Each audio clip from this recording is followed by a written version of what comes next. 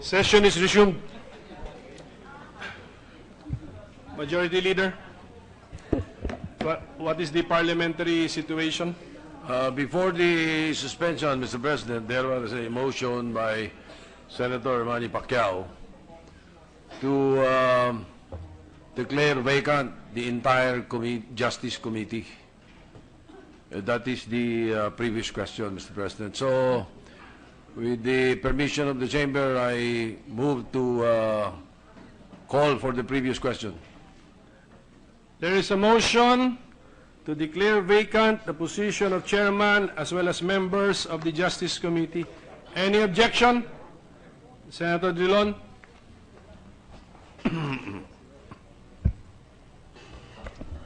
We register our objection. We believe there is no basis for the motion. Any other? Senator Hontiveros? Thank you, Mr. President. On behalf of Akabayan Party, I respectfully register my objection. Salamat kayo.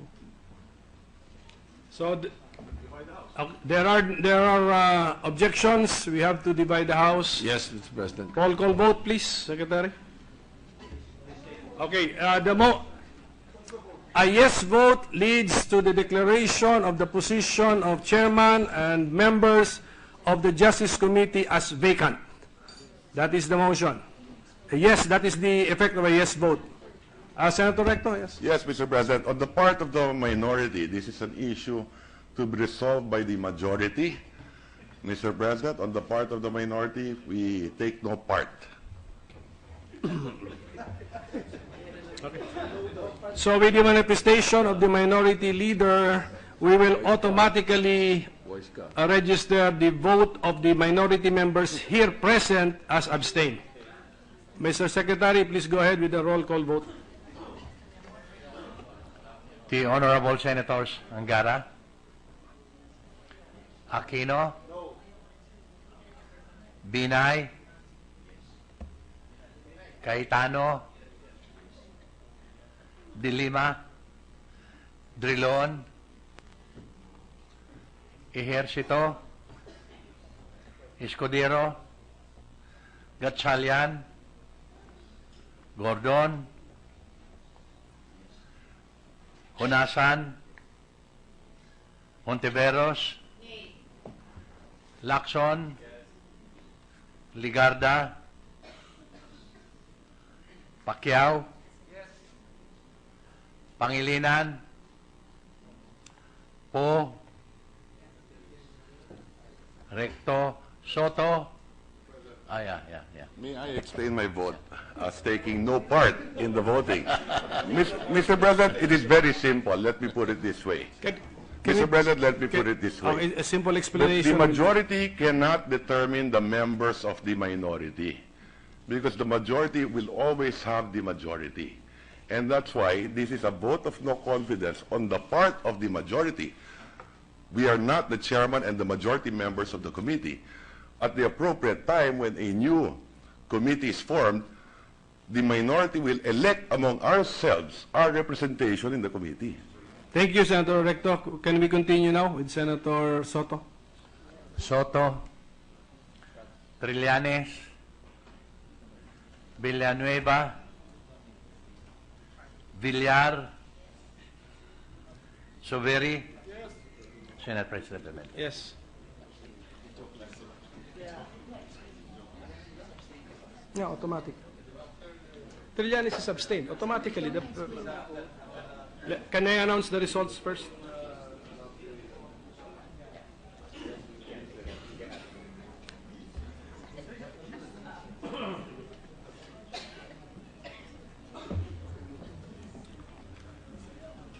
With 16 affirmative votes, 4 negative votes, and 2 abstentions, the motion is approved. Mr. President, Senator Hontiveros. Senator Hontiveros is recognized. Thank you, Mr. President. Thank you, Majority Floor Leader. May I explain my no vote, Mr. President? Salamat po. Mr. President, there was no overwhelming reason to declare the chairmanship of the Committee on Justice vacant. If there were issues against Senator Leila's objectivity or capacity, the proper venue for this was the Committee on Ethics. According to Section 13, Rule 2 of the Rules of the Senate, the Committee on Ethics has jurisdiction over all matters relating to the conduct, rights, privileges, safety, dignity, integrity, and reputation of the Senate and its members. It is for this reason that I, as a member of the Committee on Ethics, voted against the motion. Thank you, Mr. President. Thank you, Senator Hontiveros. Majority Leader. Mr. President, I move to refer the privileged speech of Senator Cayetano to the Committee on Rules. There is a motion to refer the privileged speech of Senator Cayetano, earlier delivered to the Committee on Rules. Any objection? Hearing none, the motion is approved. Mr. President, I move to elect Senator Richard Gordon as Chairman of the Committee on Justice, with members Senator Lacson, Vice, Pacquiao, Subiri, Angara, Pangilinan, De Lima, Cayetano as members. On the part of the minority, One kayo.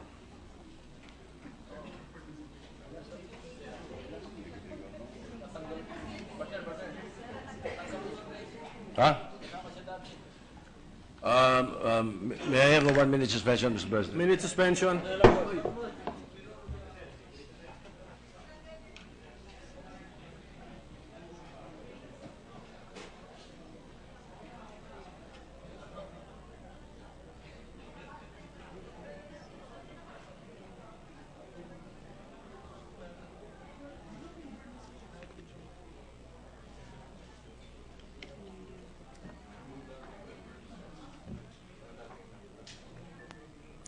Pero declared vacant na eh. So,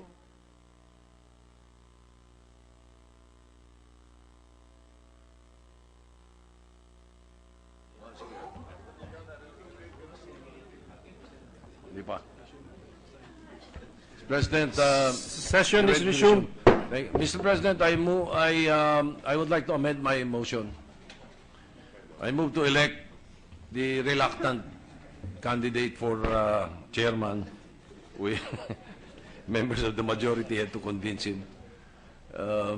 Senator Gordon as chairman, Senator Lacson as vice chairman, and members Pacquiao, Zubiri, Po, Pangilinan, De Lima, Cayetano. On the part of the minority, 8. Isa. 9 lang ito eh. 9. Hindi, 9 lang.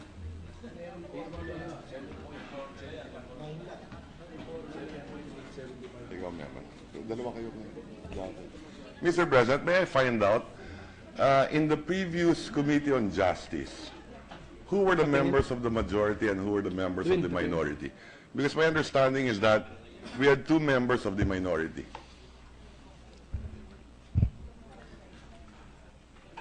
the record is with me. Senators Escudero and Trillanes were members of the Justice Committee. So there were 2 members of the minority. In the succeeding computations, Mr. President, I think this was one of the first committees that we elected before. And during that time, we were not sure of the computation. But right now, the exact computation is 21 over 3 over 24. 21 over 24, 21 over 24 times 9. Times 9. And the result is 7.875 and 1.1. 1.1. Yes. Okay. Precisely, Mr. President, why I've taken the position of taking no part. After the majority decided to have a vote of no confidence on their members, and I mentioned earlier it is the right of the minority to nominate our members. At this present time, the majority is now nominating the members of the committee. Now that the numbers of the minority have been reduced to 1 member, may we have 24 hours until we nominate a member of the minority. In the meantime, may we Yes. act on my motion, Mr. President? Yes, Majority Leader. There's a motion now to constitute the Justice Committee with Senator Gordon as the chairman and the other members named as either vice chairman or members thereof. Any objection? Hearing none, the motion is approved and the Justice Committee is so constituted. Senator Gordon? With the permission of the Majority Floor Leader, Mr. President, I am honored and I thank those of you who asked me to chair this committee. I do so without any lobbying on my part to get this committee. The Senate President is well aware of the fact that I never asked for the Blue Ribbon Committee, and what was left of the other committee I accepted without any lobbying on my part. In this particular instance, hindi rin po ako nanghingi nitong committee ito. It's a very, very difficult task to handle, especially with the Blue Ribbon Committee and the Government Corporations Committee as well. I have handled 3 committees in my first time in the Senate, and as you know, I will always give it 100% whenever we do handle these committees. I do pray for the support of the members and the understanding. I just want to say this, in all candor.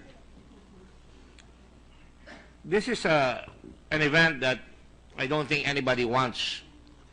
To have to declare a committee vacant along with its members is something that goes against the grain of any Senate. Unfortunately, as I was saying earlier, and the Senate President will recall, we have to choose the committees very, very well. Otherwise, there would be conflict. And the situation on the Committee on Justice was certainly not unexpected. Certainly, the pressure being put to bear upon the President and certain members of the Senate, accusing one another of all kinds of things, does not help. And certainly, the result was not totally unexpected.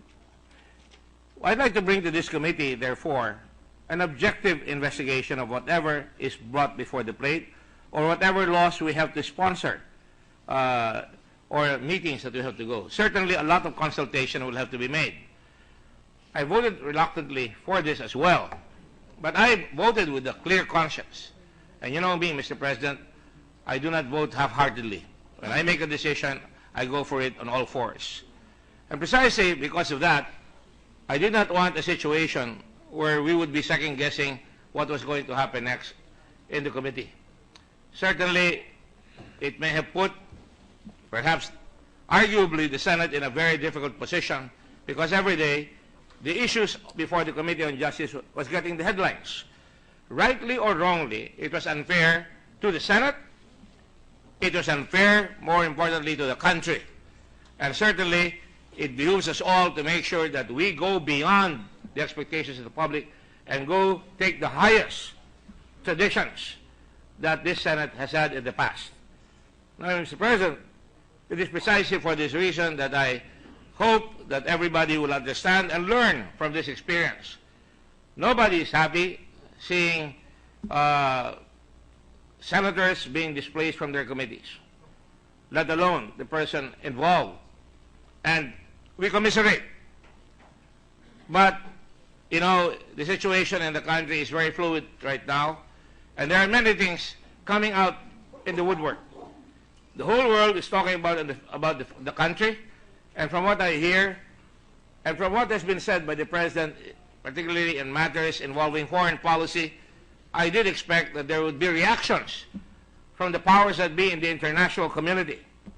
And that is why I'm very concerned about the situation. I'm also concerned about the fact that the President is going around the country talking to the military. Everywhere. And you can see that every day. And perhaps he is very concerned about the situation in the country having a war on drugs and a war on terrorism. If all the members of this Senate listened to the privileged speech of this representation the other week, I never threatened to come up and say we were going to declare a suspension of the writ of habeas corpus. Precisely because of that, I merely came out to this conclusion, Mr. President, because I fear the consequences, because I didn't want the Senate polarized. In the first place, Mr. President, you already have a situation because everybody's saying you cannot have an objective result from combatants. and there are combatants here from the executive and from the legislation. And so, to the wisdom of the Senate, in declaring the seat vacant, I believe that decision was made, Mr. President, and I will call for the orders of the day because I'm not distracted, and I appreciate that Senate President Drilon, my good friend, and my good friend Majority Floor Leader are talking, and sometimes it's very disturbing, Mr. President. I'm not saying I'm being disturbed by it. All I'm saying is delivering an extemporaneous speech would mean that I would get some, attention, so to speak, if I have to beg for it, and I'm not. And so, Mr. President, so that my line of thinking will not be, derailed, we do so here today for the benefit of the Senate, for an objective Senate, a Senate that will provide objectivity in the hearings, and that is why you can take a look even at the composition. I did not take part in selecting. I let the whole Senate talk about it, and we tried to reach the other parts of the majority, and they were the ones who recommended, and that is why Senator Cayetano is a member of the committee, and so is Senator De Lima. And we tried to get lawyers, Mr. President, to come into the committee so that whatever investigation will happen will be done in the highest interest of the country. It doesn't serve us well when suddenly witnesses are produced and the co-chairman of the committee, Senator Lacson, is not aware of it. It opens us to criticism. That is what we will try to avoid. We will avoid surprises. We will be transparent because that's the rule of law. Transparency, predictability, consistency, and continuity. And that is why, Mr. President, while I do so reluctantly, I do not shirk at the responsibility. I will accept the challenge with the help of the members of the committee, and I thank them for their vote of confidence, but I do expect that they will also participate in all the hearings with fairness, with equanimity, and with the highest interest of the country at heart. And even if some of them will be talking, I'm sure they will be talking not out of turn, but they were talking about the issues of the day. And hope that that will be translated in the decisions that we're going to make in the future. Thank you very much, colleagues, and thank you very much, Mr. President. Thank you, Senator Gordon. Majority Leader. Thank you, Mr. President. By the way, for the record, Mr. President, earlier when we were discussing this with Senator Gordon, we had assurances that the investigations of the Senate Committee on Justice on extrajudicial killings will continue. Yes. For the record. May we now recognize Senator Trillanes, Mr. Senator President. Trillanes is recognized. Thank you very much, Mr. President. In line with the manifestation of the Majority Floor Leader, this representation would like to register or have this parliamentary inquiry regarding the status of the protective custody of Mr. Edgar Matobato, which was ruled upon by the Justice Committee last Thursday, unanimously, if I may say. And although this representation submits that the Senate President has the authority over the sanctuary within the premises of the Senate, but the protective custody part is the one this representation is questioning. I so move, Mr. President. Majority Leader, can we clarify now the parliamentary situation? I don't think there is a motion, Mr. President. I think it's a parliamentary inquiry and what we should do. What we should do with the status. Mr. President, I will be speaking based on my opinion. Because I distinctly remember during the committee hearing, I was still there when Senator Trillanes moved that the witness be accepted by the Senate as a witness under a witness protection program of some sort, and I pointed out that there is no such program in the Senate. So he rephrased it by saying that to have the witness in protective custody. And I indeed said if protective custody ang pinag-uusapan, I have no problems. But the witness protection program, I've been here since 1992. We've never had any witness protection program in the Senate. So that is the situation. there were 3 or 4 members of the Blue Ribbon that were there, and in the original motion, Senator Lacson and I were asking if there was a quorum. So we did not really, I don't know,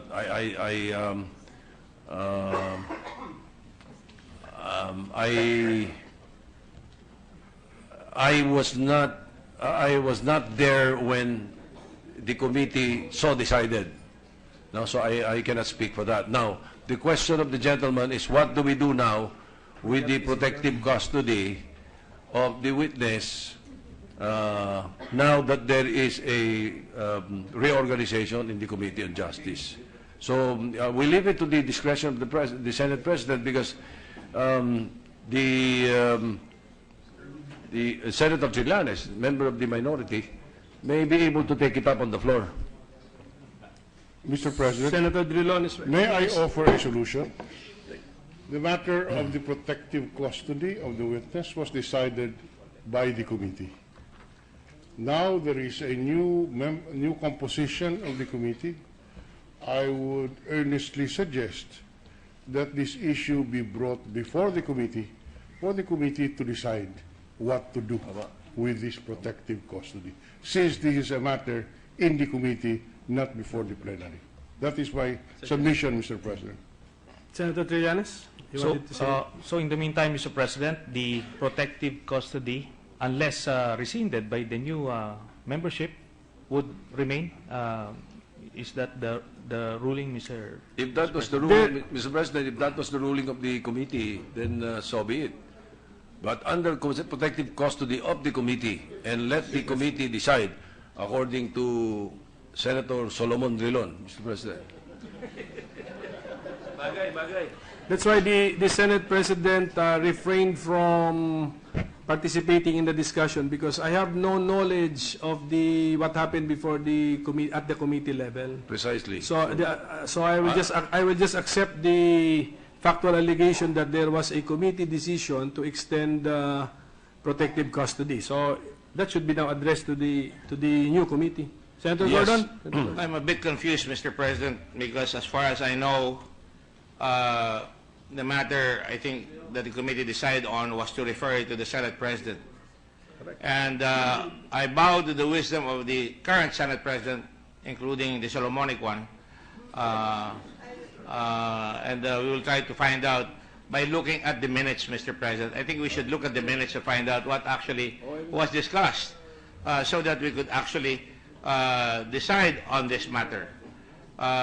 Because truth to tell, if I'm sure any member of the Senate was handling the committee other than the charged atmosphere that the chairman at that time was at, I'm sure they would not have also allowed a witness coming from outside, coming from the cold, discussing things that were not part of the resolution, the original resolution of the committee, Mr. President. So I would therefore ask my colleague, Senator Trillanes, that we all look at the records of the hearing last time before we make a decision, without the permission of everybody. Yes. In the meantime, that is the suggestion of Senator Drilon, that let the committee decide. So in the So meantime, in the meantime, it stands as it is, Mr. President. so whatever is in the minutes, that decision would prevail until rescinded Until or the reversed new by committee decides, yes. I All right. submit, Mr. President. All right.